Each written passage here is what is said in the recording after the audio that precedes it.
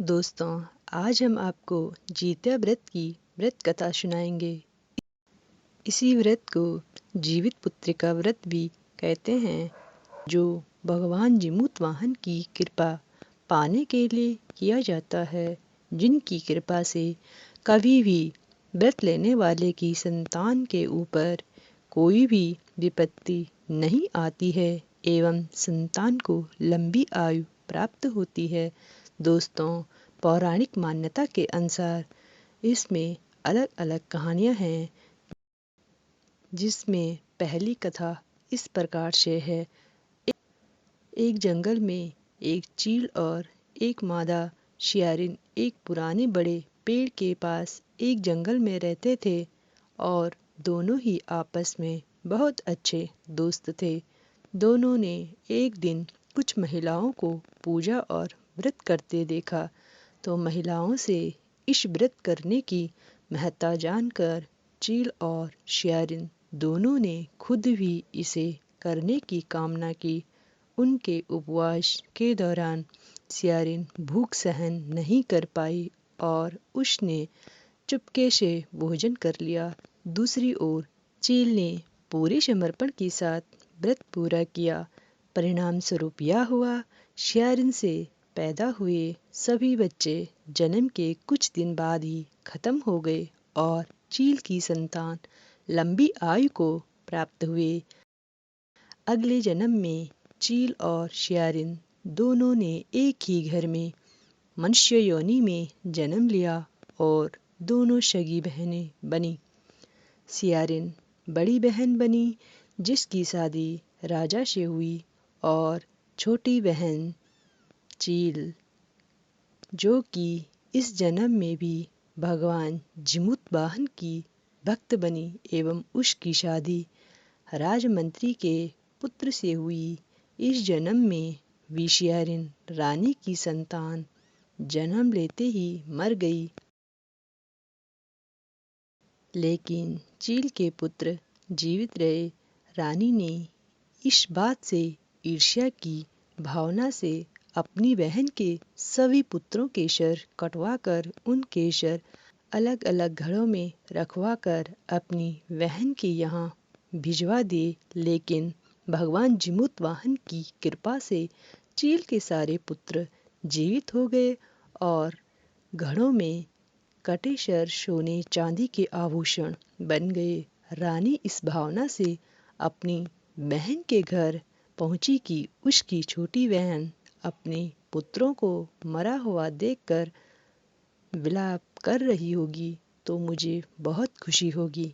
लेकिन जब रानी ने अपनी बहन के सभी पुत्रों को जीवित देखा तो अपनी बहन के पैरों में गिरकर माफ़ी मांगने लगी। फिर छोटी बहन ने अपनी रानी बहन को बताया कि ये सब भगवान जिमूतवाहन की कृपा है। फिर रानी ने भी जिमूतवाहन की पूजा अर्चना की एवं जीत्या व्रत किया और फिर उसकी भी संतान हुई और वो भी लंबी आयु को प्राप्त हुए। तो इस प्रकार थी पहली कथा। अब दोस्तों सुनाते हैं दूसरी कथा। भगवान जिमूतवाहन गंधर्व के परोपकारी राजा थे। जिमूतवाहन अपने राजा बनने और राजपाट कार्य से संतुष्ट नहीं थे, जिसके परिणाम स्वरूप उन्होंने अपने भाइयों को अपने राज्य की सभी जिम्मेदारियां सौंप दी और पिता की सेवा में जंगल में चले गए। एक दिन जंगल में भटकते हुए उन्हें एक बुढ़िया माँ विलाप करती हुई मिली, तो उन्होंने बुढ़िया से रोने का कारण पूछा, तो उन्होंने बताया कि वह नागवंश से है और उसका एक ही बेटा है एवं वादे के रूप में हर दिन एक सांप पक्षीराज गरुड़ को चढ़ाकर उनकी भूख शांत करने के लिए उन्हें सौंप दिया जाता है। और आज के दिन गरुड़ के पास जाने की मेरे इकलौते बेटे की बारी है। उसकी समस्या सुनने के बाद जिमूतवाहन ने उन्हें आश्वासन दिया कि वह उनके बेटे को जीवित वापस लेकर आएंगे। तब वह खुद गरुड़ का चारा बनने का विचार बनाकर चट्टान पर लेट गए। तब गरुड़ आया और अपनी पंजों से कपड़ों से ढके हुए जिमूतवाहन को पकड़कर चट्टान पर चढ़ गए। गरुड़ को उस समय बहुत हैरानी हुई जब उसे लगता है कि उसने जिसे पकड़ा है वह जिंदा होते हुए भी कोई प्रतिक्रिया नहीं दे रहा है, ना ही गरुड़ की पंजों की पकड़ से बचने की कोशिश कर रहा है और ना ही उसकी आंखों में मृत्यु का कोई डर है और ना ही आंसू।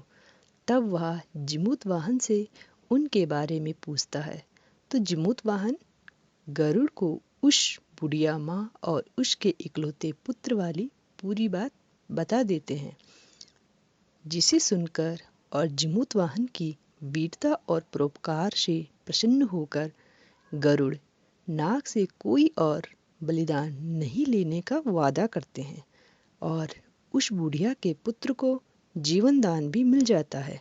मान्यता है तभी से ही संतान की लंबी उम्र और कल्याण के लिए जीत्या व्रत या जीवित पुत्र का व्रत मनाया जाता है।